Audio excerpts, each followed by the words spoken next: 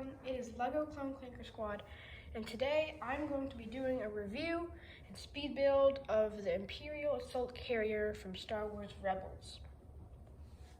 After the time lapse, I will be going over the nitty-gritty details of this amazing ship. If it is really amazing, we will just have to see. Alright, let's get into the time lapse.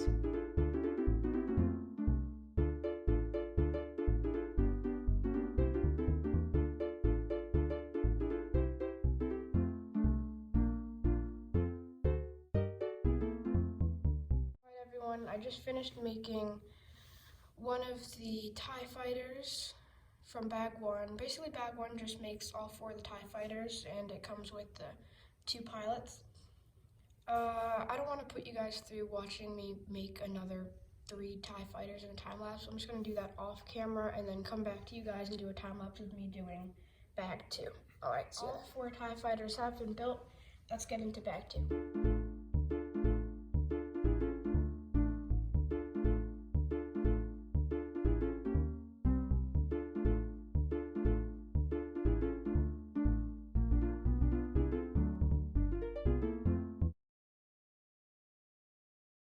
I just finished bag 2. It got us the first part of the ship, and it came with 2 more minifigures who I do not know because I do not watch Star Wars Rebels, but yeah. Alright, let's get into the time lapse of bag 3.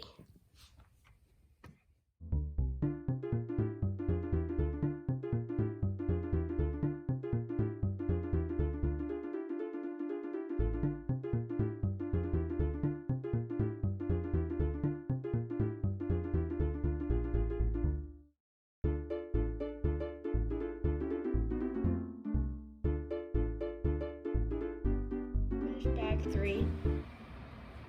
It's pretty good.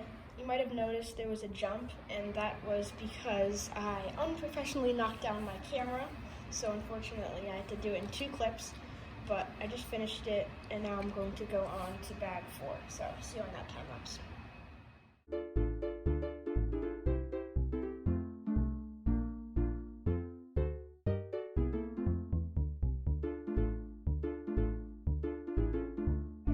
Bag 4. That means we are halfway done, and that basically just started the front of it. So now we have more of the front done, and by the looks of it, bag 5 will just be completing the front. So let's get on to bag 5.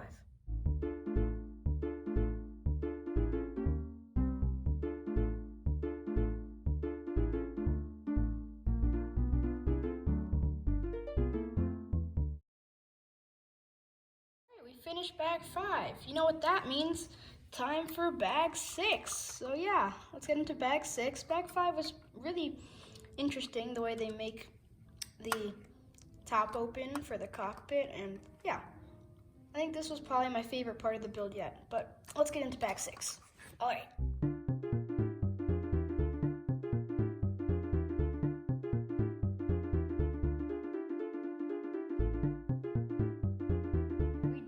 Finished bag 6, and now we are on to bag 7.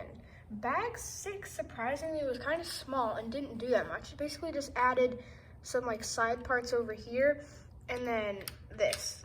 And this is very important. This basically allows you to hold the whole entire ship. So if I lift this up, the whole ship goes with it. Now it's leaning down because there's not enough weight on this side yet, but I'm hoping that it will balance out because I wouldn't want to carry a ship leaning this way. If it doesn't, well, that might be one of the critiques I'll have to say about this ship, but we don't know as of right now. All right, let's get into bag 7.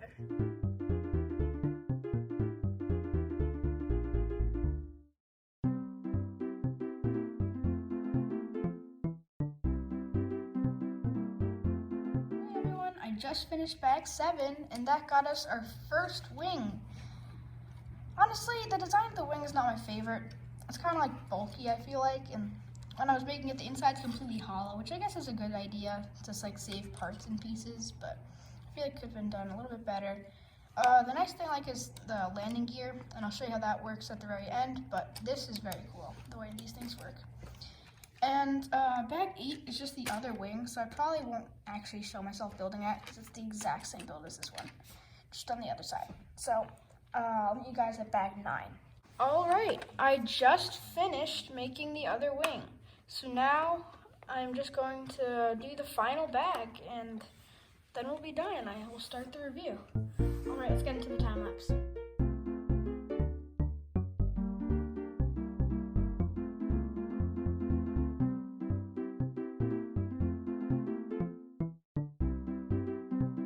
Finally completed.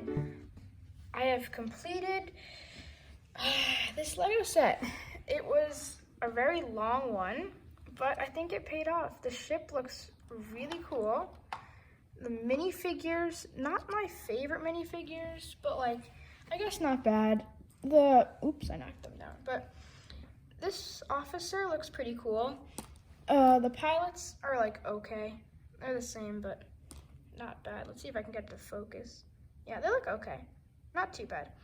And then you get this guy who I haven't watched Star Wars Rebels, so I have no idea who this character is, but he looks kind of cool. And then you get this character who I'm pretty sure is the good one, but I can't be exactly positive. And I'm pretty sure she's a Mandalorian since she has the Mandalorian helmet. And then finally you get a little droid, which is cool. So yeah, those are all the characters. The book was pretty big, and the set was definitely big. But yeah, that was the overview. Now let's get into the details. Time for the nitty-gritty details. Okay, detail number 1, the cockpit opens. That was not a surprise, but I thought it was kind of shocking that this whole thing came up. I thought it was going to be maybe one little section here, but no, the whole thing comes up. Second detail, these panels open, and there is an like ammo sort of thing in here. Let's see if I can get it out. It's kind of hard to get out. Oh, there we go. Yeah, ammo thing in there. Not really realistic, but I guess you can have that in there. I guess not to waste space, but anyway, they are supposed to go right here, and if you fire it, they shoot. Those are just blasters. And then you have these stud blasters here, and they turn, and I think you're actually supposed to grab the motor and use it to turn it. I don't know why you'd want to do that, but I mean, I guess it's a cool feature. Not really a big fan of that. Another feature, top comes right off, and you can see inside where I guess you'd put the 2 TIE fighter pilots in there. The floor is open, which is kind of cool, and there's some crates inside. Some crates with some studs that I guess you'd put in there, ammo crates I guess you could call them. That's kind of cool. There's also one on this side too, but they're the exact same thing. And then the final detail, probably my favorite, are these 2 buttons. And what do? Well, if I just shake, the TIE fighters drop down. Just like in the movies when they're flying and the TIE fighters just get released from the bottom of the ship. Which is like what I think would happen. I mean, I've never actually seen the ship in person in the Star Wars movies, but I'm pretty positive that's what happens. So yeah, overall, I'd give this ship probably a 7 out of 10. Not my favorite ship. I think it looks a little weird. Not exactly the smoothest.